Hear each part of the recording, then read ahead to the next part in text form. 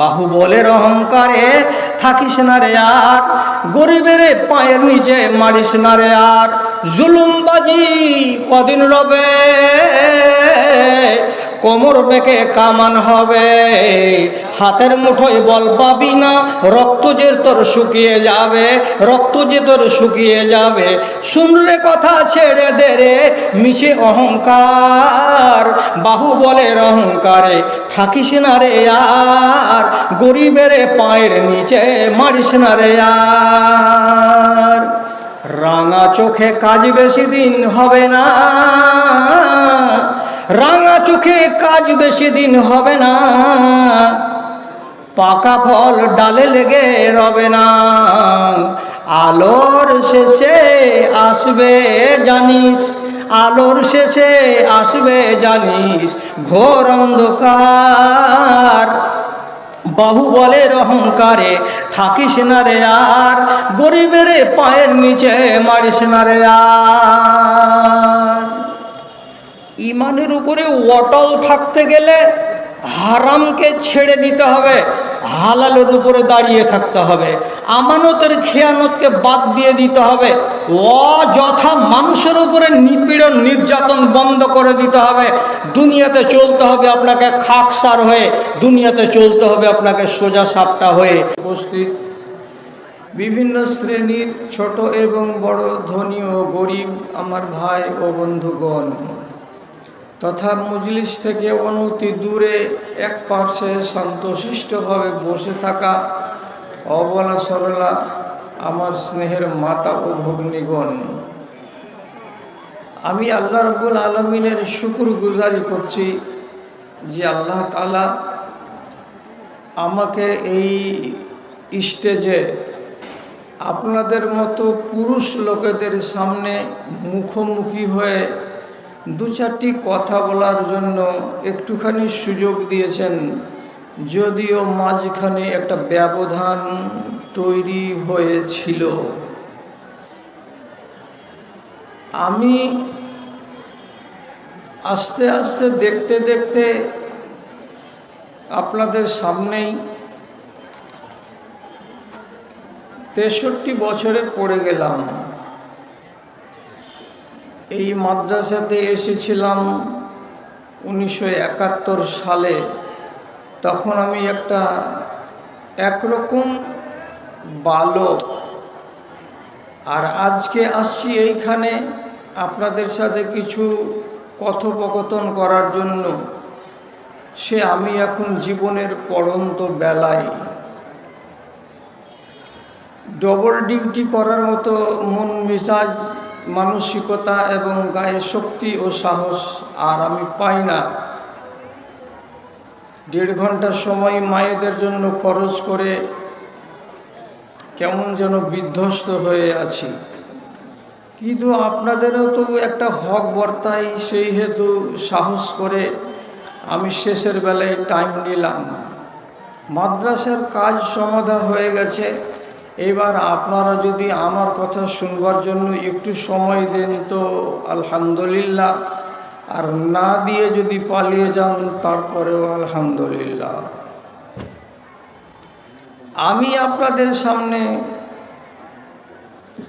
একটা আয়াত পড়লাম সূরা আরাফ থেকে, একে সামনে করে কিছু কথা বলছি। সে কথাটা কি, আল্লাহ তাআলা আপনাকে শরিয়ত দিয়েছেন আমার নবীর মারফতে। শরিয়ত আসার আগে যে লোকগুলো মরে গেছে তাদেরকে কি ছেড়ে দেওয়া হবে? তাদেরকে কি বলে দেওয়া হবে তোমরা কার কাছে শরীয়ত জানবে ভালো মন্দ? কেউ তো তোমাদের শেখায়নি, সুতরাং তোমরা বিনা হিসাবে আমার জান্নাতে চলে যাও, এটা কি হবে? না, তাদের কাছে হিসাব আল্লাহ তাআলা চাইবেন। কথাটা মাথায় তুলুন ভালো করে। কোনো একটা যুগ ফাঁকা নাই যে সেই যুগে কোনো না কোনো নবী এসেছেন বা উনি চলে যাওয়ার পরে তার ফরমান দুনিয়াতে বহাল থেকেছে। ইব্রাহিম নবী গত হয়ে যাওয়ার পর 4,000-4,500 বছর পরে মক্কার ভূমিতে জন্ম নিয়েছিলেন আমাদের নবী হজরতে মুহাম্মদ মুস্তাফা সাল্লাল্লাহু আলাইহি ওয়াসাল্লাম। এই 4,500 বছর ধরে মানুষেরা কি করলো? এর মাঝখানে নবী এসেছেন মুসা, ঈসা, হারুন, ইয়াকুব, সলে, শুআয়ব, সব নবীগুলো গত হয়েছেন। কেউ যদি মুসা নবীর উম্মতি হয়ে বেঁচে থাকে তাহলে সে কল্যাণ প্রাপ্ত। কেউ যদি ঈসা নবীর উম্মত হয়ে বেঁচে থাকে তাহলে সে কল্যাণ প্রাপ্ত। আবার কেউ যদি ঈসা নবীর দিনকে মুছে দিয়ে এবং মুসা নবীর ধর্মকে মুছে দিয়ে মাঝখানে যে অনুপ্রবেশ করেছে পৌত্তলিকতা এবং মূর্তি পূজা, এটার উপরে যদি কেউ জীবন কাটায় তাহলে সে বিপন্ন, তাহলে সে ধ্বংস। আরবের মাটিতে রাসূলুল্লাহর জন্মের আগে অধিকাংশ মানুষগুলো ছিল অসভ্য এবং বর্বর, অসামাজিক। তাদের ভেতরে হিতাহিত জ্ঞান ছিল না এবং ইব্রাহিম নবীর যেগুলো নীতি আদর্শ সেগুলো মিটতে মিটতে মিটতে মিটতে একেবারে একটা ছোট্ট দিয়ার মতো হয়ে, চিরাগের মতো লাল হয়ে জ্বলছিল, আলো দিচ্ছিল না। সেই সময়ে জাহেলিয়াতের যুগে হাদিসের যারা পণ্ডিত তারা দেখেছেন 10-12 জন লোক মক্কার মাটিতে ছিল যারা আল্লাহকে খুঁজে বেড়াচ্ছিল। কি মানব হে আল্লাহ সেটা তারা খোঁজ করছিল। নমাজ পড়তে হয় তো কেমন করে, আল্লাহকে ডাকতে হয় তো কেমন করে, কোন সময়ে ডাকতে হয়, কিভাবে ডাকতে হয়, কোনো ধ্যান ধারণা কল্পনা কিছুই ছিল না।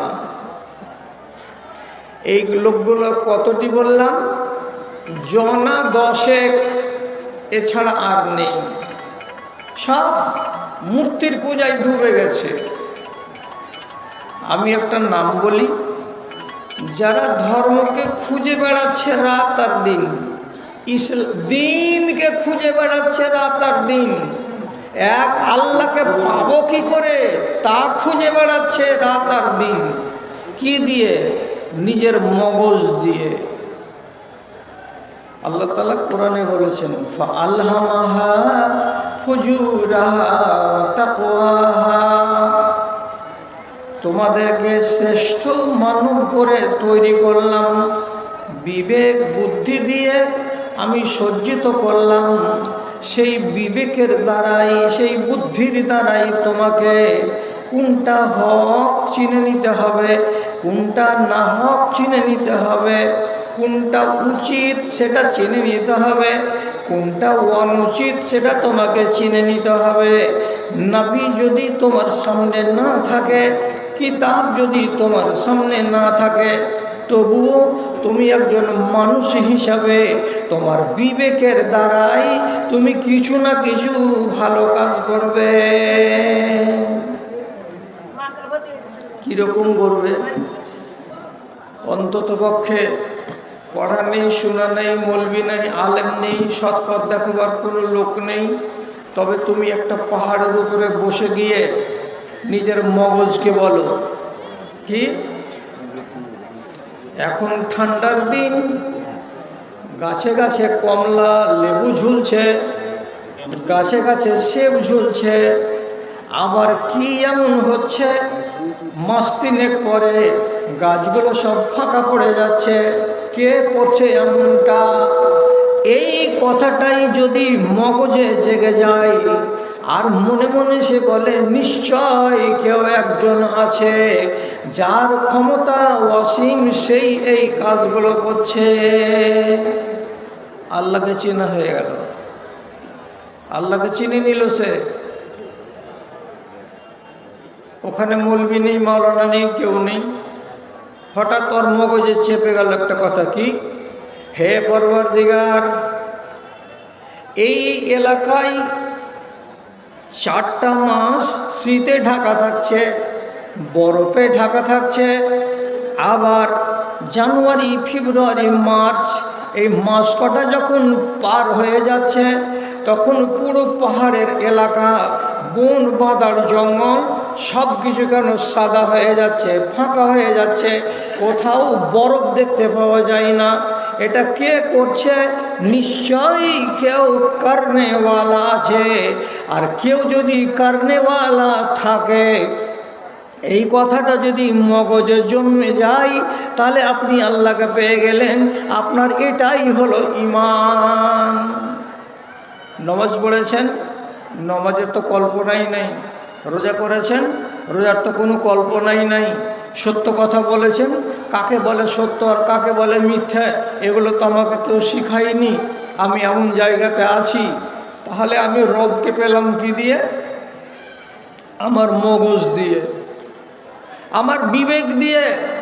আল্লাহ নিজে বলছেন যে তোমার মগজের ভেতরে কোনটা ভালো আর কোনটা মন্দ, এই বিবেক শক্তিটা ঢুকিয়ে দিয়েছি।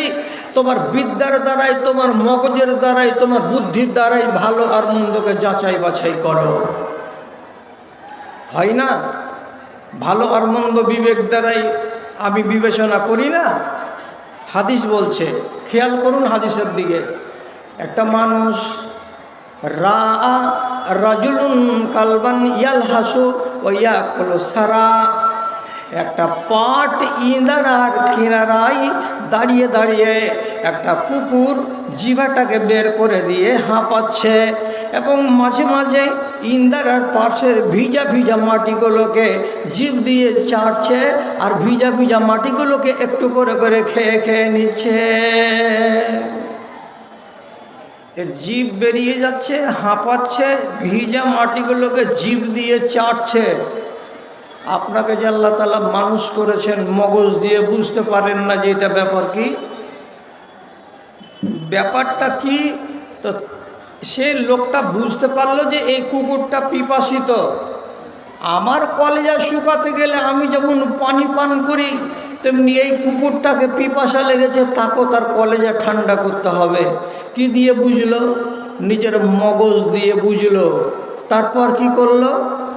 পাট ইঁদারা, বেশি ডিপ নয়, 3 হাত দূরে পানিটা আছে, উঠাবো কি দিয়ে?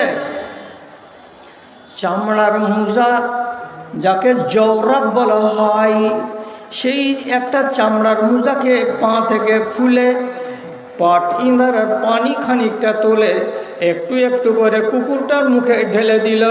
কুকুরটা প্রাণে বাঁচল। পানি পান করার পরে তৃপ্ত হয়ে সেখান থেকে দৌড়ে অন্যদিকে চলে গেল। আল্লাহ তাআলা এই লোকটাকে এইটুকু কাজের বিনিময়ে জান্নাত দান করেছেন, সহিহ হাদিস থেকে প্রমাণিত। তাহলে লোকটার কাজ ভালো হলো বলেই তো তার নামে জান্নাত লেখা হলো। রাসূলুল্লাহ জন্মেছেন, তারপর থেকে নিয়ে 40 বছর তিনি মক্কাতে থেকেছেন, দেখেছেন।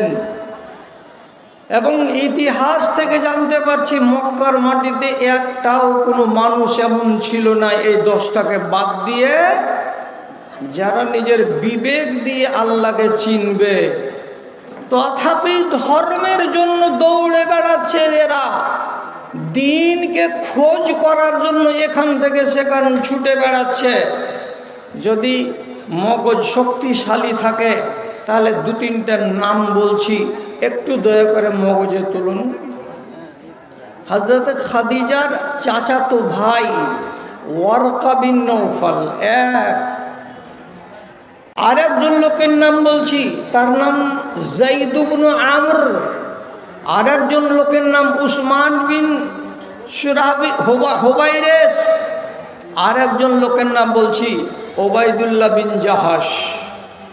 4টা মানুষ মক্কাওয়ালারা বছরের এক মাথায় কাবার প্রাঙ্গণে সালিয়ানা অনুষ্ঠান করেছে। এই অনুষ্ঠানে যারা বুজুর্গ ব্যক্তি তারা ভাষণ দিবে, আর সেই দিন ভোজ হবে বড় করে, উটের মাংস, খাসির মাংস, দুম্বার মাংস হবে। এই স্টেজে 4 জন বক্তা। কে কে? ওয়ারকা বিন নওফাল, যায়েদ বিন আমর, আর উসমান বিন সুরাহবিল, উসমান বিন হুয়াইরিস, আর উবাইদুল্লাহ বিন জাহাশ। প্রথমে ভাষণ দিতে উঠলেন যায়েদ বিন আমর। দেওয়ার পরে সারা বছরের মেলা আর গনগন গনগন করছে জনগণ, তাদের সামনে দাঁড়িয়ে তিনি জোর গলাতে বলছেন এই কথাটা, এ মানব সকল, তোমরা ইব্রাহিম নবীর ধর্মকে মুছে দিয়েছ, মিটিয়ে দিয়েছ, আর দিয়ে তোমরা পৌত্তলিকতায় মেতে উঠেছ, মাটির খোদার পূজা করতে লেগে গেছ। এটা কিন্তু ভালো লক্ষণ নয়। আজ তোমরা জবে করেছ উটকে আর দুম্বাকে আর খাসিকে, কার নামে? লাতের নামে, মানাতের নামে, হবলের নামে, এই সমস্ত খোদার নামে। অথচ আল্লাহ রাব্বুল আলামিন যিনি আকাশে আছেন তিনি এগুলোকে সৃজন করেছেন এবং তাদের জন্য ঘাসপালা তৈরি করেছেন। যেই আল্লাহর রুজি খেয়ে এই জানোয়ারগুলো বড় হলো, সেই জানোয়ারগুলোকে হালাল করবার টাইমে তোমরা আল্লাহর নাম না নিয়ে বুতের নামে জবে করেছ। এ মাংসগুলো তোমরা খাও, জি ভরে ভরে খাও। আমরা 4 জন মেহমান তোমাদের স্টেজে আছি, আমরা একটা লোকনা পর্যন্ত তুলব না। কি বোঝা গেল তাহলে? কিন্তু 4টা মানুষ তো আল্লাহওয়ালা, ধর্মের রূপরেখা সামনে নেই, কিন্তু যেইটুকু মগজ দিয়ে বুঝতে পেরেছে সেটা কি, যে আমরা হলাম ইব্রাহিম নবীর বংশের লোক। ইব্রাহিম নবী মাটির খোদাকে মানেননি, আর আমার বাপ চাচারা যদি এটাকে মানতে শুরু করে তাহলে নবী ইব্রাহিমের দিনকে এরা মুছে দিয়েছে, কিছুই বাকি রাখেনি। আর এই হালাতে যদি মরে যাও তাহলে তোমাদের কল্যাণ সাধিত হবে না। তাহলে আসল দিন আছে কোথায় গো? কি করেন নবী ইব্রাহিম নামাজ পড়তেন? রুকু কেমন, সাজদা কেমন? রুকুতে দোয়া কি, সাজদাতে দোয়া কি, দাঁড়ালে কি দোয়া বলতে হয়, কয় রাকাত বলতে হয়, কয়টা কি করতে হয়, কিছু যে জানা নাই। অথচ ধর্ম খুঁজে বেড়াচ্ছে, এরা ধর্ম খুঁজে বেড়াচ্ছে। একদিন 2 বন্ধু মিলে বেরিয়ে গেল সিরিয়ার প্রান্তরে। কে কে? ওয়ারকা বিন নওফাল এবং যায়েদ বিন আমর। ওয়ারকা বিন নওফাল 1 বছর সফর করলো, সিরিয়াতে গেল, হাবশাতে গেল, মিশরে গেল, বাসরাতে গেল, কুফাতে গেল। সারাটা এলাকাকে খুঁজার পর ওর মগজে এলো কি, খ্রিস্টান ধর্মটা ভালো, অতএব ঈসা নবীর ধর্মকে কবুল করে নিয়ে বাড়ি চলে এলো। বুখারী শরীফে লেখা আছে, তানাসারা ফিল জাহেলিয়াতে, নিজেকে খ্রিস্টান বানিয়ে নিয়ে ওয়ারকা বিন নওফাল বাড়ি চলে এলো। আর 1 বছরের সময় ঘুরে ফিরে কাটিয়ে দিয়ে যায়েদ বিন আমর খালি হাতে বাড়ি আসছে। আর আসার পরে বলছে, ঈসা নবীর ধর্ম আমাকে মানতে মন বসলো না। কেন মানতে মন লাগলো না? তো ঈসা নবীর ধর্মের যতগুলো পাদ্রী আছে সবাই বলছে একটা কথা, কি, আমরা বানি আদম যত গুনাহ করেছি সব গুনাহগুলো আমাদের বাপ, আমাদের আদি পিতা হযরতে ঈসা আলাইহিস সালাতু ওয়াস সালাম তিনি ঘাড়ে নিয়ে শুলিতে চড়ে গেছেন, আমাদের কোনো গুনাহ খাতা নাই। আর তারা বলছে কি, ঈসা হলো আল্লাহর বেটা আর মারিয়াম হলো আল্লাহ রাব্বুল আলামিনের নাউজুবিল্লাহ তার বাড়িওয়ালি। কাজে আল্লাহর যারা বাড়িওয়ালি সাব্যস্ত করে, আল্লাহর যারা বেটা সাব্যস্ত করে, এমন ধর্মকে আমি মানতে পারবো না। ফিরে চলে এলেন যেমন করতেন। এর ভেতরে পরহেজগারি আছে কিন্তু দিশা পায় না। কেমন করে পরেশগারিটা দেখাবো? নমাজ পড়ে, কিন্তু নমাজ পড়ার পরে মাঝে মাঝে আসমানের দিকে মুখ করে এমনি করে মুখটাকে উঁচিয়ে দিয়ে বলে, ইন্নি আবুদুকা ইয়া রাব্বে ওয়ালা আদরি কাইফা আবুদুকা। হে আসমানের মালিক আল্লাহ, আমি তোমার ইবাদত করি বটে, কিন্তু কেমন করে ইবাদত করতে হয়, কেমন করে সাজদা দিতে হয়, কেমন করে রুকু করতে হয়, আর রুকুতে কি বলতে হয়, ওখান থেকে উঠে দাঁড়াতে গেলে কি বলতে হয়, এগুলো কল্পনা আমার মগজে নাই। মন লাগছে, ঝুঁকছি, মাথাটা জমিনে একবার করে রাখছি, কি বলছি না বলছি আমি দিশে পাই না। আল্লাহ, এই মানুষটা কত ভালো মানুষ ছিল। বুখারী শরীফে হাদিস এসেছে, আরবের লোকেরা যদি মেয়ে সন্তান জন্ম হতো তাহলে তাকে পুঁতে দিত। জানতে পারলে এই বেচারি দৌড়িয়ে চলে যেত ওই বাড়িতে, আর যাওয়ার পরে বাড়ির লোকটাকে ডেকে বলতো, আমজাদ ভাই, আপনার স্ত্রীর নাকি বলে একটা মেয়ে হয়েছে। বলে, হ্যাঁ, মেয়েটাকে পুঁতিও না ভাই, তুমি যদি মানুষ করো তো ভালো কথা, আর যদি তুমি মানুষ না করো, পুঁতে দেওয়ার ইচ্ছা থাকে তা আমাকে দিয়ে দাও, আমি বাচ্চিটাকে মানুষ করব, লালন পালন করব, বড় করব, এটা দায়িত্ব আমার। এই করে কখনো তারানগর, কখনো বলদিয়া পুকুর, কখনো রামপুর চলে গেল, যেখানেই শুনতে পেত যে মেয়ে হয়েছে আর ওর বাপ মেরে দিবে মেয়েটাকে, দৌড়ে গিয়ে ওখান থেকে মেয়েটাকে নিয়ে এসে ওর নিজের বাড়িতে সব সময় 8টা 10টা 15টা 20টা করে মেয়ে ছেলে লালিত পালিত হচ্ছে, কোনটা 8 বছর, কোনটা 3 বছর, কোনটা 5 বছর, কোনটা 6 বছর, কোনটা 10 বছর, এইরকম বয়সের। যখন সাবালিকা হয়ে যায় তখন সুন্দর করে মেয়েটাকে সাজিয়ে ওর বাপের বাড়ি নিয়ে যায়। কোথায়? তো লদাই। ওর বাপকে ডেকে বলে, ভাই আমজাদ আলী সাহেব, এটা আপনার মেয়ে, আমি এই মেয়েটাকে আপনার কাছ থেকে 12 বছর আগে নিয়ে এসেছিলাম, আপনি গেড়ে দেবেন তারই ভয়ে আমি তাকে খাইয়ে পরিয়ে মানুষ করেছি। এখন মেয়েটার চেহারা দেখে যদি আপনাকে ভালো লাগে আপনি আপনার মেয়ে নিয়ে নেন, আপনাকে দিয়ে দিতে রাজি আছি। আর যদি আপনার সিদ্ধান্ত ওটাই থাকে মেয়ে আমি নেব না, আর যদি এখানে ফেলে যাও তো মেয়েকে কচু কাটা করে দেব, তাহলে আমি স্বেচ্ছায় আপনার মেয়েকে অন্য কোনো জায়গায় বিয়ে লাগিয়ে দেব, কিন্তু মেয়ে ছেলেকে মারতে দেব না। দিন খুঁজে বেড়াচ্ছে ভাদু এলাকার লোক আর আমাদের পশ্চিমবাংলার লোক, ওরা দিনকে কিনে বেড়াচ্ছিল আর আপনি দিনকে বিক্রি করে বেড়াচ্ছেন। 10টা মিনিট সবুর করুন না, আপনার মূল্যায়ন করব, আপনার পোস্টমর্টম করব। দিন খুঁজছে। শেষ পর্যন্ত নবীজি আবির্ভূত হলেন মক্কার মাটিতে। তারপরে পহিলা আয়াত নাজিল হলো, ইকরা বিস্মে রব্বিকাল্লাযী খালাক। 6টা আয়াত। রাসূলুল্লাহ কাঁপছেন আর খাদিজাকে বলছেন, জীবন চলে যাবে, মরে যাব, আর 5 মিনিট আছি, আর 10 মিনিট আছি। হযরতে খাদিজা অনেক কথা বলে সান্ত্বনা দিয়েও যখন তিনি তাসাল্লি পেলেন না, তখন মনে মনে হযরতে খাদিজা বলছেন, আমাদের মক্কাতে যদি কোনো বিদ্বান মানুষ থাকে তাহলে সে একটাই লোক আছে, তার নাম ওয়ারকা বিন নওফল। ওর কাছে যাই, সলা পরামর্শ নিই, আমার স্বামী কি মরে যাবে না কোনো জিন ভূতে ধরেছে না কি ব্যাপারটা হয়েছে, যাই ওর কাছে নিয়ে যাই। কে আছে পড়া? ওয়ারকা। ধর্মের নাম কি? খ্রিস্টান। ওখানে নিয়ে গেছে। বেচারি 80-90 বছর বয়সের লোক, চোখের পাতাটা ঝুলে নিচে নেমে চলে এসেছে।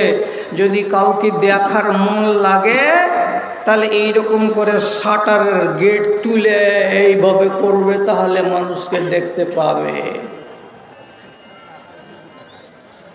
রাসূলুল্লাহকে তার সামনে বসিয়ে দিয়ে হযরতে খাদিজা বলছেন, তোমার ভাতিজাকে জিজ্ঞেস করো কি হয়েছে।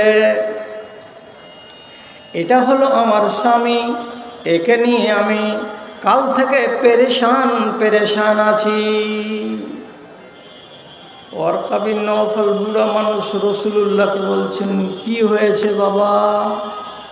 তো বলছে, আমি হেরা গুহায় ছিলাম, আমার কাছে এই রকম একটা মজবুত মানুষের আকার নিয়ে কে যেন এলো, আর আসার পরে আমাকে নিজের বুকের সঙ্গে জাপটিয়ে ধরে নিল।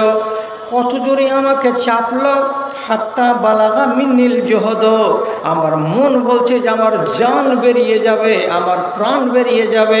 এত জোর করে আমাকে বুকের সঙ্গে জাপটিয়ে ধরলো, আর ধরার পরে আমাকে বারবার করে বলছে পড়ো, আর আমি ওকে বারবার বলছি আমি পড়া জানি না। শেষে আমাকে 6টা কথা বলে দিল। কি বলল? ইকরা বিস্মি রাব্বিকাল্লাযী খালাক, খালাকাল ইনসানা মিন আলাক, ইকরা ওয়া রাব্বুকাল আকরাম আল্লাযী আল্লামা বিল কালাম, আল্লামাল ইনসানা মা লাম ইয়ালাম। ওয়ারকা বিন নওফল শুনে নিয়ে তারপরে তখন বলছে, তো কি হয়েছে তোমার? বলছে, দহশত যাই না, লোকটা আবার চলে আসবে, আর এসে যদি এই দিন ধরে ধরে জীবন মেরে দেয়, তাহলে আমি তো মরেই গেলাম, মনে হচ্ছে আমি মরে যাব, মনে হচ্ছে আমি মরে যাব। ওয়ারকা বিন নওফল কিতাব পড়ালো, অনেকগুলো কিতাব পড়ে রেখেছে সে আলেম। চোখের পাতাকে এইরকম করে তুলে রাসূলুল্লাহর দিকে তাকিয়ে তখন বলছে, হাযা হুয়ান নামুসুল্লাযী জাআলা মূসা। এই ছেলে কে বলল তোমাকে যে তুমি মরে যাবে? হরগিজ নয়, হরগিজ নয়। যেই মানুষটা মানুষের আকার নিয়ে তোমার কাছে গুহায় দেখা দিয়েছিল, ওটা মানুষ নয়, ওটা হলো জিবরিল, ওটা আল্লাহর দূত। এবং এই দূত নবী মূসার উপরে তাওরাত নাযিল করেছিলেন, এবং এই দূতের নাম হলো জিবরিল। তুমি হলে আখিরি নবী মুহাম্মাদুর রাসূলুল্লাহ সাল্লাল্লাহু আলাইহি ওয়াসাল্লাম। তোমার উপরে দ্বীন আসতে নাযিল হয়ে গেল, তোমার উপরে ধর্ম নাযিল হয়ে গেল, আর তুমি আখিরি নবী হিসাবে আত্মপ্রকাশ করলে মক্কার মাটিতে। একটা কথা শুধু বলল, আমি যদি বেঁচে থাকি তাহলে তোমরা আমি কঠিন পুরো করে সাহায্য করব, যেদিন তোমাকে তোমার বংশের লোকেরা এই বাজার থেকে গেট আউট করে দেবে, তাড়িয়ে দেবে, সেই দিন। রাসূলুল্লাহ বলছেন, আমার বংশের লোক আমাকে এই গ্রাম থেকে তাড়িয়ে দেবে? হ্যাঁ, তাড়িয়ে দেবে। রাসূলুল্লাহর তাসাল্লি কি হলো? আমি মরছি না এখন আর। হযরতে খাদিজা বলছেন, তোমার জিভ হরেছ তো, তুমি মরছো না, তুমি একজন নবী, তোমার উপরে কোরআন আসলো, আরো আসবে। এদিকে তো তাসাল্লি হয়ে গেল। এই বেচারি তো একবার দেখলো নবী মুহাম্মদ সাল্লাল্লাহু আলাইহি সাল্লামকে, সে মনে কি বলছে যে আমি যদি বাঁচি তো তোমার সাহায্য করব। কিন্তু বুখারীর রিওয়ায়াতে পাওয়া যাচ্ছে ওয়ালাম ইয়ানশাব, বাঁচেনি, অল্প দিন পরে মরে গেছে। তো যে লোকটা ধর্মের খোঁজ করতে করতে করতে করতে খ্রিস্টান ধর্মকে পেল, আর পেয়ে মনে করলো এটাই হক, আর তারপরে শেষখানে পেল কাকে? তো আমার নবীকে। কিন্তু ঈমান আনার সময় মিলল না, মরে গেল। এখন আপনি বলুন, ও সাহাবী না সাহাবী নয়? রাসূলুল্লাহকে যে 2 চোখ দিয়ে দেখেছে, আর কোন হালাতে? নবী হওয়া হালাতে, তাহলে তো সে সাহাবী। আর বলছে যে আমি তোমার মদত করতাম, মদত তো করতে পেল না। এক জাহান লোক বলছে ওয়ারকা বিন নওফল সাহাবী নয়, ও মরে গেছে খ্রিস্টান ধর্মের উপরে, রাসূলুল্লাহকে মানার সুযোগ পায়নি, আল্লাহ সুযোগ দেয়নি, সুতরাং ওকে সাহাবী বলা যাবে না। বিতর্ককে অবসান ঘটালেন কে? নবীজি। কি বলছেন? ওরে মানুষেরা, ওয়ারকা বিন নওফল সম্বন্ধে তোমরা বেশি কথা বলিও না, কেন? আমি রাতের বেলায় স্বপ্নে দেখেছি একদিন ওয়ারকা বিন নওফালকে তার গায়ে সাদা কাফন জড়ানো আছে, সাদা কাফন জড়ানো আছে। দিয়ে কি বলছেন? কোনো মানুষের গায়ে যদি সাদা কাফন থাকে, সাদা কাপড় থাকে, তাহলে এটা হলো ভালো লক্ষণ। এর মানে কি? ওয়ারকা বিন নওফাল কিয়ামতের দিন ইনশাআল্লাহ আল্লাহর জান্নাতে যাবে। কেন? যে রাসূলুল্লাহকে দেখেছে এবং তার মনে বিশ্বাস হয়েছে, যদিও হাতে হাত দিয়ে বয়াত করার সুযোগ পায় নাই। এবার যে আরেকটা লোকের নাম বলেছিলাম, যায়েদ ইবনে আমর, সে ভোজের দিন রাসূলুল্লাহর সাথে খেতে বসেছিল। আল্লাহ পাকের রাসূল ভোজের খানা খেতে বসেছেন, কিন্তু একে খাওয়াতে পারলেন না রাসূলুল্লাহ। হাত টেনে নিল। কে? তো যায়েদ ইবনে আমর। খানা খাবে না ভাই? বলছে জি না, খাবো না। কেন খাবে না? বলছে এটা গায়রুল্লাহর নামে জবে করা আছে, আমি একে বিশ্বাস করি না, আমি এই মাংসকে হালাল গুণে করি না, আমি খাই না। তাহলে রাসূলুল্লাহর সাথে এক দস্তরখানে বসা লোক যায়েদ ইবনে আমর, কিন্তু রাসূলুল্লাহ তখন নবী নন। আর এই হালাতে বেচারি কি জানে যে এটাই আগামী দিনের নবী, আর এরই কাছে আসছে দিন ইসলাম। তিনি জানতে না পেরে চলে গেলেন সিরিয়ার মাটিতে। আর ওখানে গিয়ে ধর্ম খুঁজতে খুঁজতে কোনো রাহিব তাকে বলল, কি করে বেড়াইছো দেশে দেশে?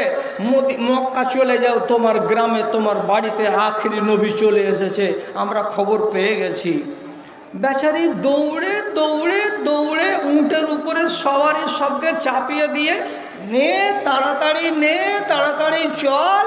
উটকে তেড়ে তেড়ে তেড়ে নিয়ে চলে আসছে সিরিয়ার এলাকার 1 মঞ্জিল 2 মঞ্জিল রাস্তা পার করে চলে এসেছে।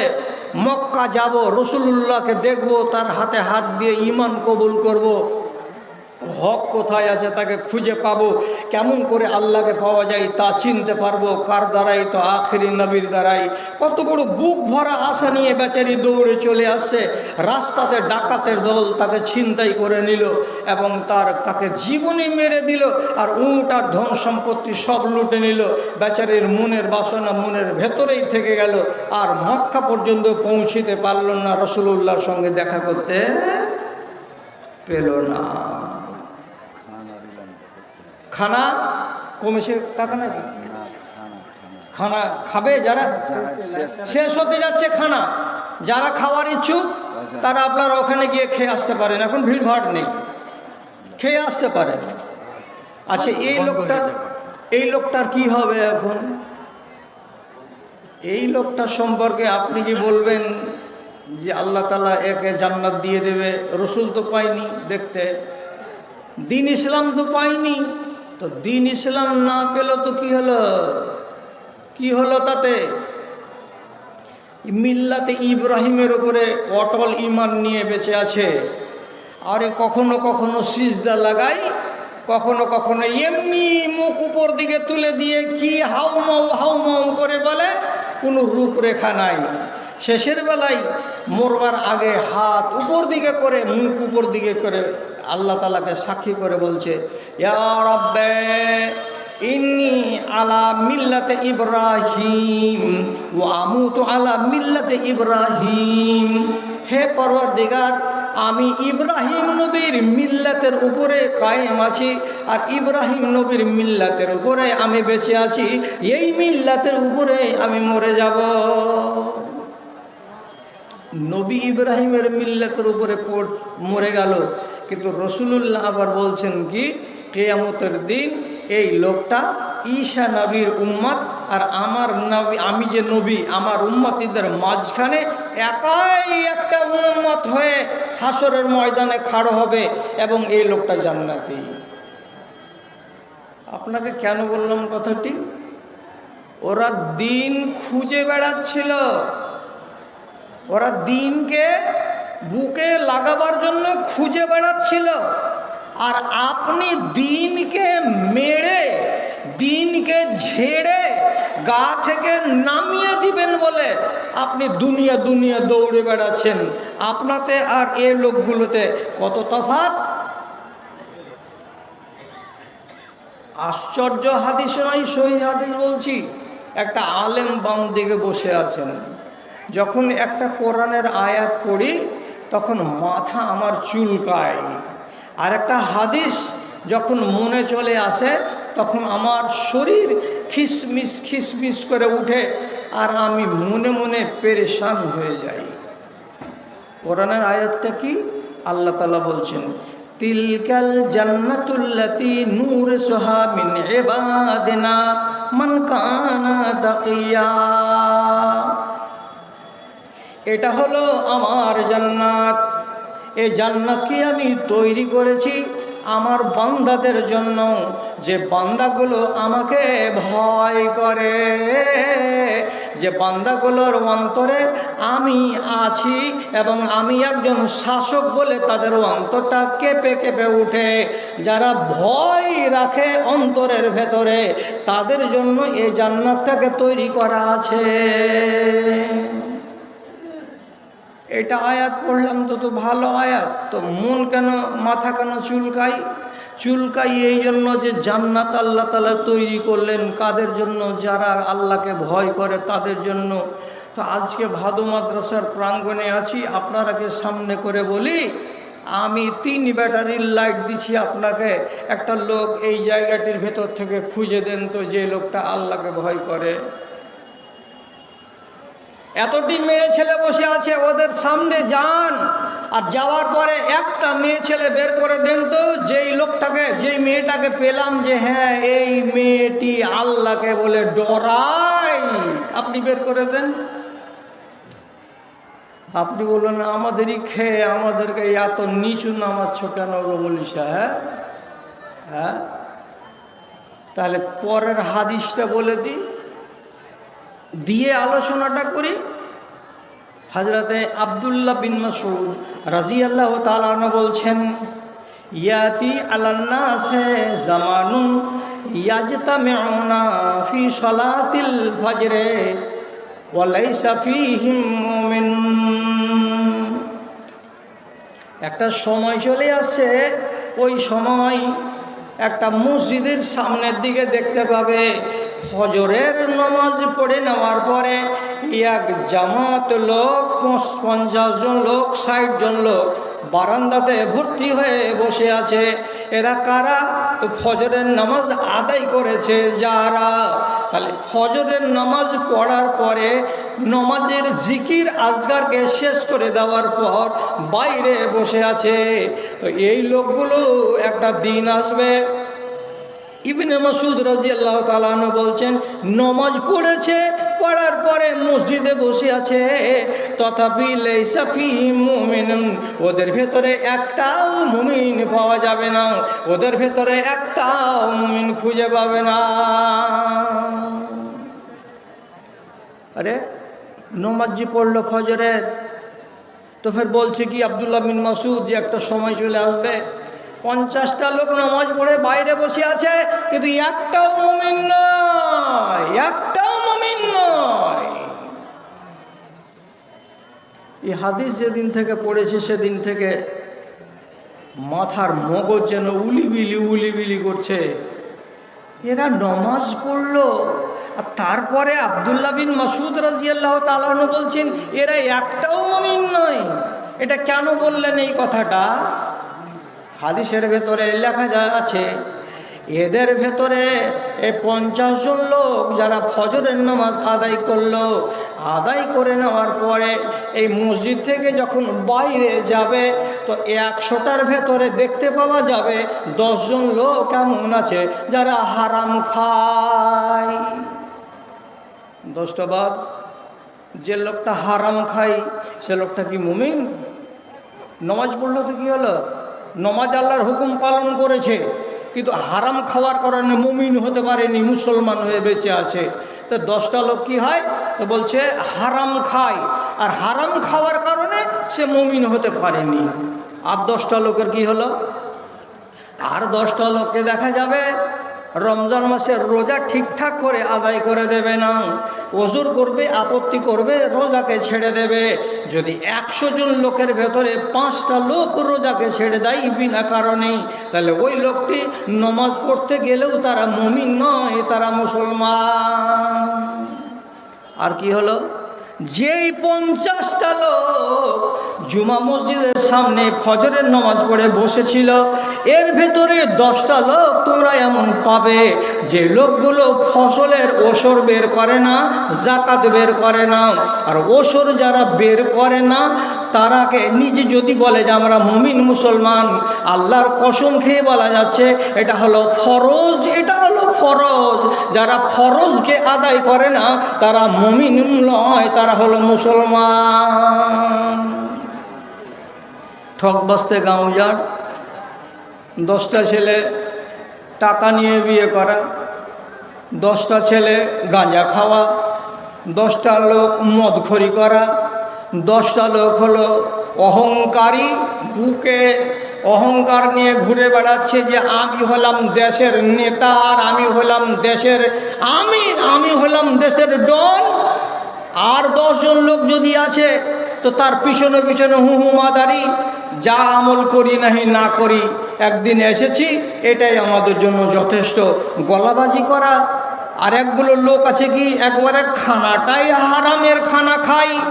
কেমন হারামের খানা খায়, কেমন হারামের খানা খায়, এগুলো কি বলতে হবে আপনাকে? দেশের ভেতরে আপনার আর আমার সব জায়গাতে যারা মোড়ল মাতব্বর আছে আজকের জামানায়, তারা মোড়লি করা ফিস আদায় করেছে, করে না? ন্যায্য বিচার হয় না, 1.5 লাখ টাকা জরিমানা করে দাও, 50,000 টাকা ছেলেকে কিংবা মেয়েকে দিয়ে দাও, আর বাকি 1 লাখ টাকা 8টা মোড়লে ভাগ করে খালি মোচর মোচর করে ডিলাক্স দিয়ে পান চাবাও আর স্ট্যান্ডে বসে বসে চা খাও। এরকম কামবাখাত লোক দেশে নাই? এরকম কামিনা লোক নাই? হারামি এদেরকেই বললেন আব্দুল্লাহ বিন মাসউদ, এরা মুসলমান কিন্তু এরা মুমিন নয়। আপনার 100 দিনের কাজের টাকা কার খাতাতে জমা হয়েছে? ওই সলিমের খাতাতে জমা হয়েছে। ওর খাতাতে কেন গেল? বলছে মাস অন্তর ওই টাকা দেয়। কতটি দেয়? বলছে আমার নামে আসে 1800 টাকা, খরচা পানি কেটে আমাকে 600 টাকা দেয়। কিসের খরচা? বাবার জমিদারি আছে, 100টা লোকের টাকাকে কেটে নিয়ে 3 তালা বাড়ি করেছ, আর ঝর্ণা লাগিয়েছ, আর টাইলস বসিয়েছ, আর কলিং বেল লাগিয়েছ গেটে, গোরে গোরে মুখে পে কালা কালা চাষবা, আর দিয়ে ফুটানি মারাচ্ছ আল্লাহর দুনিয়াতে। কি বললেন আব্দুল্লাহ বিন মাসউদ? ফজরের নামাজে হাজির হয়েছে বটে, কিন্তু একটাও ইমানদার নয় এরা। এগুলো ইমানদার? ইমানদার খুঁজে পাবেন না। যেই বেটি ছেলে নমাজ পড়ে, আর নমাজ পড়ার পরে টোলা পড়োশিতে যদি মানুষ মরে, তো যেই বেটা ছেলেটাকে জীবন্ত অবস্থায় দেখা যায় যে নয়, ওই বেটা ছেলেটা মরে গেলেও তার চেহারা দেখা যায় যে নয়। ভাদুর মধ্যপাড়ার বেটি ছেলে লদাপাড়া চলে যাচ্ছে, যাওয়ার পরে কয়েছে হাজি সাহেবের মুখখানে একটু উদাম করো তো দেখি, এটা কি তোর বাপ হলো? কেন দেখবে? কতজন দেখবে? তাহলে এই নমাজ পড়ে, তা আপনি বলবেন এটা বেটি ছেলে, মোমেনা বেটি ছেলে।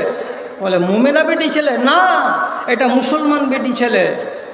1000 দিন ওয়াজ করেছি, 1000 বার ওয়াজ করেছি।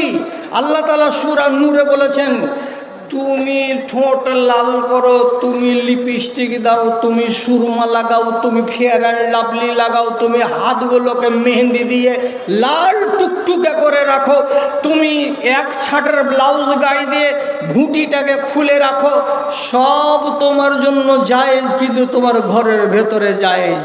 আর তোমার লাল ঠোঁট বাইরের কোনো এক বান্দা দেখতে পাবে না, পাবে তোকে তো 6টা বেটা ছেলে, সেটা কারা? তো তোমার স্বামী, আর কে? তো তোমার বেটা, আর কে? তো তোমার শ্বশুর, আর কে? তো তোমার বাবা, আর কে? তো তোমার ভাই, আর কে? তো তোমার বাড়িতে নাবালক যদি কোনো চাকর থাকে তো সেই বেটা ছেলে চাকর দেখতে পাবে।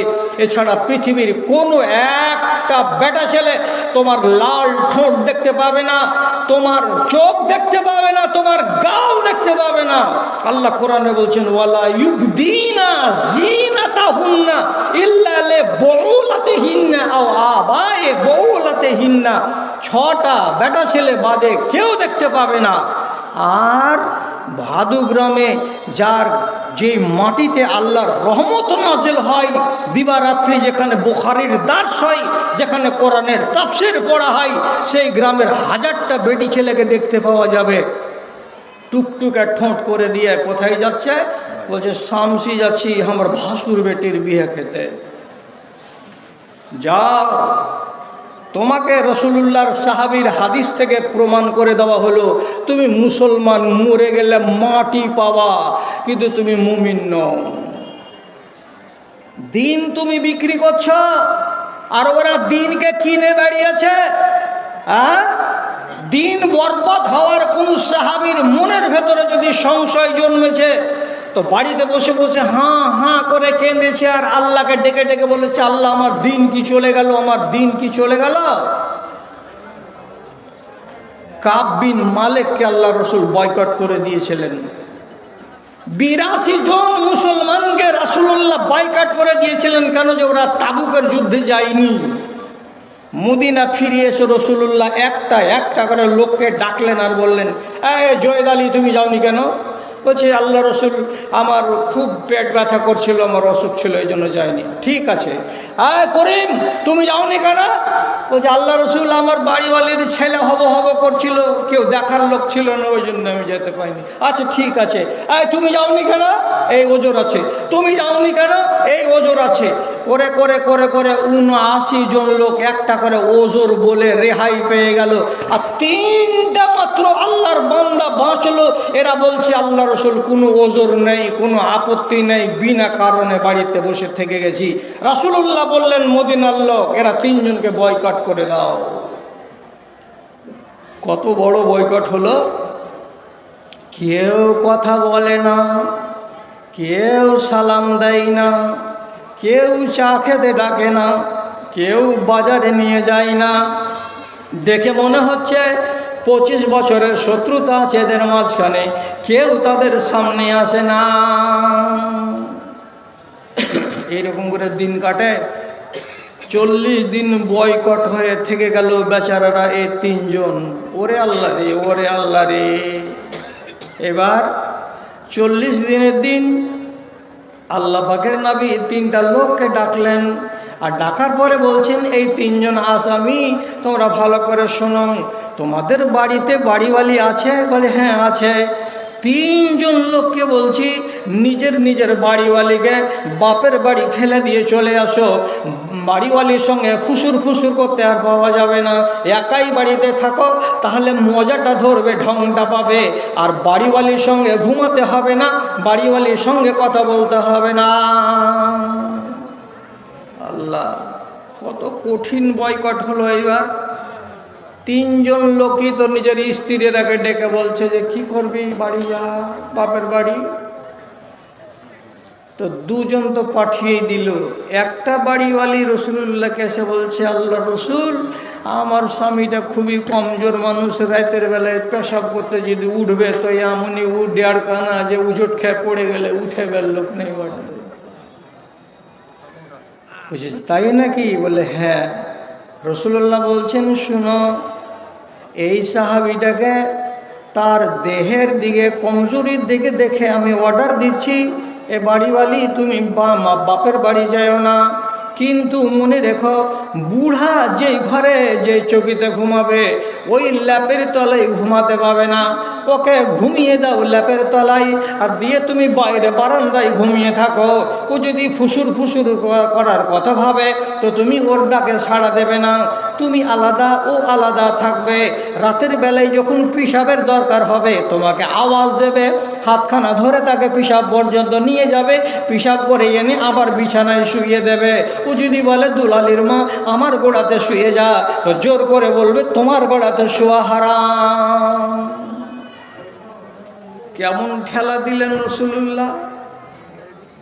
এমন বয়কটের জিন্দেগি পেয়ে একদিন মদিনার মার্কেটে কাব বিন মালিক বসে আছে। এমন সময় একটা কেমন উস্কো খুস্কো স্বভাবের লোক, চুলগুলো আঁচড়া উঁচড়া নাই, একখানা ছোট্ট কাগজ হাতে করে নিয়ে এসে এর কাছে এসে বলছে, আপনি কাব বিন মালিক?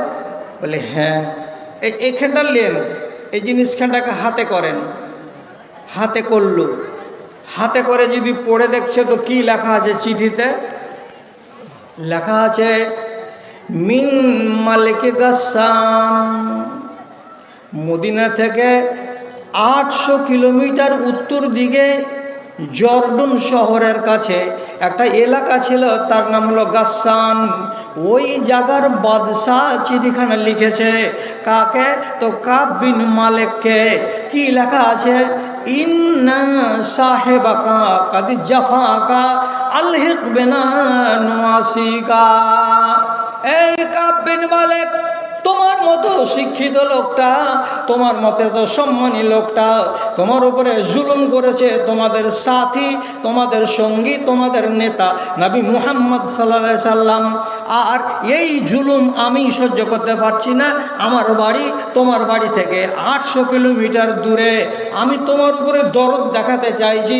ও ধন, তুমি চলে এসো আমার কাছে, আমি তোমাকে ইজ্জত দেব, আমি তোমাকে সম্মান দেব, আর আমার রাজত্বে তোমাকে একটা বড় পদ দেব। আমার ডানে আর আমার বামে তুমি বসতে পাবে। আমার ধর্মের নাম হলো খ্রিস্টান, আমি হলাম ঈসা নবীকে মাননেওয়ালা। তুমি এখানে চলে এসো, ইসলামকে গুলি করে দাও, ইসলামকে পায়ের তলায় গুড়িয়ে দাও, ফেলে দাও, ভেঙে দাও, দিয়ে আমার সঙ্গে মিলে যাও। তুমি বিদেশি লোক, তোমাকে মিনিস্টারি দিয়ে ইজ্জতের সঙ্গে আমার পাশে বসাবো। লোকটা তার ধর্মকে কিনতে চাইল, তাই না? তোমার ইসলামকে বিক্রি করে দাও, তোমার উপরে জুলুম হয়েছে, তাই না?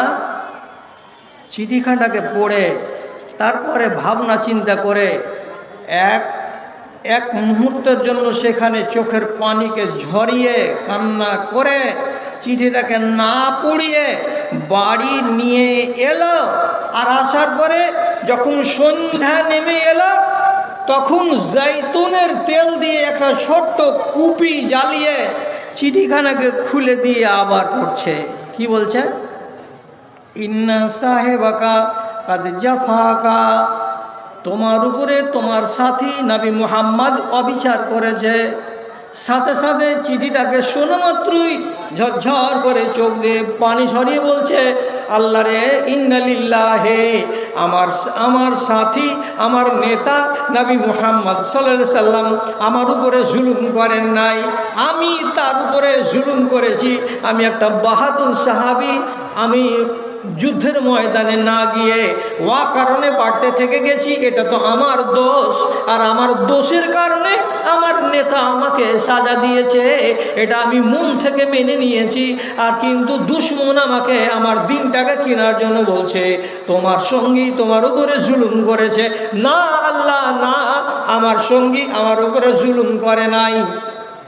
তারপরে চোখের পানি ঝরিয়ে ঝরিয়ে কাঁদছেন আর বলছেন, আরে তোমার সঙ্গে আমি কেন দেখা করতে যাব? আমি কেন ইহুদি হতে যাব? আমি কেন নাসারা হতে যাব? আমি রহমতের দিনকে ছেড়ে দিয়ে, আমি তো আগে ইহুদির বেটা ছিলাম, আমি ইহুদি বংশের এলাকার লোক আমি ছিলাম, আর আমি ওখান থেকে ঈমান কবুল করেছি। আমার আগলা জমানাকে আমি ভুলিয়ে দিয়েছি। রহমতের দিনে আসার পরে কিসের জন্য আবার আমি রহমতের দিনে ঢুকতে যাব? না না না, আমার ঈমানকে কিনতে তুমি পারবে না। এ কথাটা যেন আর 10 বার মগজে না জাগে, তার জন্য চেরাকের আলোর উপরে চিঠিখানাকে ধরলেন, আর ধরার পরে সম্পূর্ণ চিঠিটাকে পুড়িয়ে দিলেন। দেওয়ার পরে জোর করে নিঃশ্বাস ফেলার পরে বলছেন, আলহামদুলিল্লাহ, কোনো জালিম আমার দিনকে কিনে নিতে পারল না। কোনো জালিম আমার দিনকে কিনে নিতে পারলো না। অর্থাৎ চিঠিকে রাখবো না, আমি পুঁতে দিলাম আর আমি পুড়িয়ে দিলাম, আমি আমার দিনের উপরে কায়েম থাকলাম। তাহলে ওদের দিনের উপরে ভালোবাসাটা, অটল থাকাটা কত দূর ছিল, আর দৃঢ়তাটা কত ছিল, আর আপনার কতটা দৃঢ়তা আছে? আল্লাহজি, সর্দারি যদি কেউ পেলে তো মনে হচ্ছে বাপের জমিদারি পেয়ে গেল। গতকালকে একটা জালসা করে এলাম, পরশুদিন। তো গত বছরের আগের বছর একটা সেক্রেটারির আন্ডারে জালসা হয়েছে, ওই টাকা এখন ও নিয়ে আছে। টাকাটা দাও না জি, বলছে আগলা সেক্রেটারির কাছ থেকে টাকাটা আদায় করো। ও দেয় না তো ইও দেয় না। তার পরের বছর আবার কমিটি বদল করে জালসা করা হলো, নতুন সেক্রেটারি, ও আবার টাকা নিয়ে বসে আছে। টাকা গেলে দাও না জি, বলছে আগকার দুটা সেক্রেটারির কাছে টাকা আদায় করো, তাহলে আমি টাকা দিয়ে দিচ্ছি। ও দিতে চায় না, ইও দিতে চায় না। তো প্রত্যেক বছর একটা করে সেক্রেটারি হও আর কিছু করে টাকা নিয়ে বসে যাও, বাবার জমিদারি আছে। আল্লাহ, আচ্ছা এই খানাগালাকে যে তোমরা খেয়ে নিবে এইরকম করে, তো তোমাদেরকে মরণ বলে কি আল্লাহ রাব্বুল আলামিন এক জাররা পরিমাণে তোমাদের অন্তরে জায়গা দেয়নি? কিসের এত পাওয়ার? বাহুতে কত বল আছে? হাজ্জাজের থেকে কি বেশি বল আছে, না নমরুদের চাইতে বেশি বল আছে? খবরদার, খারাপ সেন্সে কেউ নিবেন না। যা বলছি হক কথা বলছি। জান্নাত আর জাহান্নামের কিয়ামতের দিন ভিড়াভিড়ি হয়ে যাবে। কি কথা বললাম? জান্নাত আর জাহান্নামে কথা কাটাকাটি খুব চলবে, খুব চলবে কথা কাটাকাটি। জাহান্নাম এবার কি বলবে কথা কাটাকাটি করতে করতে? কইছে হাযিহি ইয়াদখুলুনি আল জাব্বারুন আল মুতাকাব্বিরুন। জাহান্নাম হা করে তাকিয়ে জান্নাতের দিকে মুখ করে বলবে, হে জান্নাত তাকা, আমার বুকের ভেতরে কারা কারা আছে? যারা জাব্বার তারা আছে, যারা যারা অহংকারী তারা আছে, যারা বাহুর বল দেখাতে পারে তারা আছে, যারা দাপটে কথা বলতে পারতো দুনিয়াতে তারা আছে, যারা চোখ লাল লাল করে কথা বলতো তারা আছে, যাদের একটা ইশারায় 20 জন লোক চলে আসে আর হক হোক কিংবা না হোক ফয়সালা করে না, ওর কথা অনুযায়ী ময়দানে ঝাঁপিয়ে পড়ে যায়। এইরকম যারা ডান পিটে, এইরকম যারা সিয়ানা, এইরকম যারা মাতব্বর, তারাকেই আমার বুকে আল্লাহ তাআলা দিয়েছেন। দেখো আমি কত বড় ভাগ্যবান। আর জান্নাত এবার মেও মেও করে বলছে, ও হাযিহি ইয়াকুলু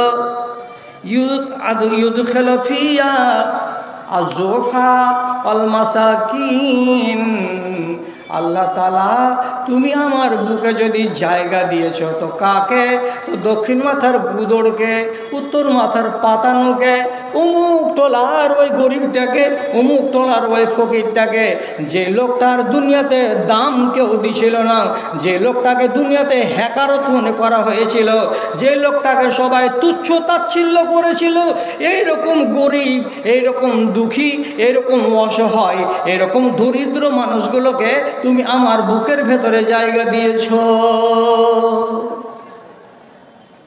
জান্নাত অভিমান করছে আল্লাহর কাছে, আর জাহান্নামও অভিমান করছে আল্লাহর কাছে। আল্লাহ তাআলা দুজনকে রাজি করবেন, সান্ত্বনা করবেন কি দিয়ে, দিবেন কি দিয়ে? তখন আল্লাহ তাআলা এবার বলছেন, এ জাহান্নাম, শুন শুন শুন, কথা বাড়াইস না। কি কথা? আনতা আযাবি ওয়াযিবু বিকা ইবাদি আল মুতাকাব্বিরিন। তুই হলি আমার গজব, তুই হলি আমার আযাব। তোকে আমি তৈরি করেছি কার জন্য? আমার দুনিয়াতে যে বান্দাগুলো ছিল ডান পিঠে যারা ছিল বাহুবলী, যারা ছিল অহংকারী, যারা পদের মর্যাদায় ডলে ডলে পড়তো, লুটিয়ে লুটিয়ে পড়তো, এমন লোকগুলোকে সাজা দেওয়ার জন্য তোমাকে আমি তৈরি করেছি। অতএব তোমার পেটের ভেতরে যে লোকগুলোকে জায়গা দেওয়া হয়েছে ওগুলো আমার ভালো বান্দা নয়। আর জান্নাতকে বলছে চুপ কর, চুপ কর, তুই হলি আমার রহমত, তুই হলি আমার দয়া। আর তোকে দিয়ে দয়া করেছি কার উপরে? যারা মজলুম তাদের উপরে, যারা নিরীহ তাদের উপরে, যাদের গলার আওয়াজ ছিল ছোট তাদের উপরে, যারা বুক ছেড়ে কথা বলতে পারতো না তাদের উপরে আমি দয়া করেছি। আর সেই দয়াটা তোমার দ্বারা দিয়ে করেছি। অতএব তুমি তাসাল্লি পেয়ে যাও, তুমি আর কথা বাড়ায়ো না। কি বোঝা গেল? জাহান্নামে কারা যাবে? যারা অহংকারী। জাহান্নামে কারা যাবে? যারা দাম্ভিক। জাহান্নামে কারা যাবে? যারা বুক ফুলিয়ে কথা বলে, যারা ক্ষমতার অপব্যবহার করে। এরা আর এদেরকে আল্লাহ ওখানে দিবেন?